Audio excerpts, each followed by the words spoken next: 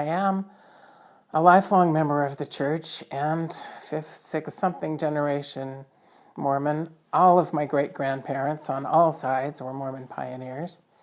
And so I have a long history in the church. And I realize that the church has the perfect right to set their own rules and their own policies and excommunicate whoever they want, but with all the little gay kids killing themselves and the whole subject of gay rights being so inflammable at this time, it just seemed a really dumb thing to do.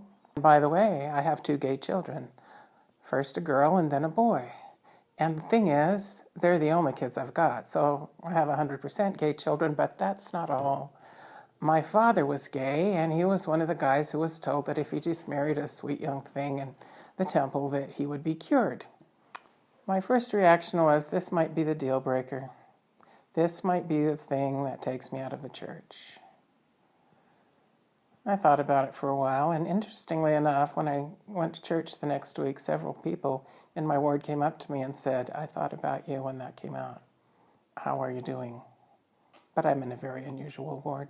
Mm-hmm. Even now, I'm still like this close from the edge.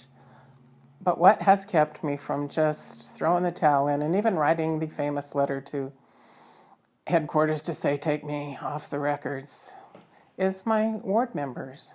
On one of the Sundays when I was teaching Relief Society, my daughter and her wife came to my class and sat on the front row. And of course I introduced them in the beginning and said, it's my daughter and daughter-in-law. So they were aware that they had 2 lesbians, at least, in Relief Society that day.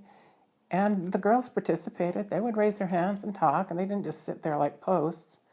And then after that meeting, I think every sister in the room came up and clustered around them and literally put their arms around them and said how glad they were to meet them.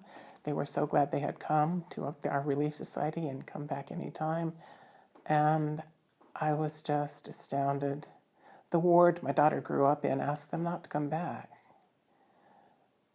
And then this ward where they're strangers is loving them. On the way home, they said, Mom, if you're still in this house when you die, will it to us, because this is the ward we want to live in. The ward members are doing what the brethren are recommending that members do, reaching out in love, but the brethren themselves are issuing edicts that drive people away.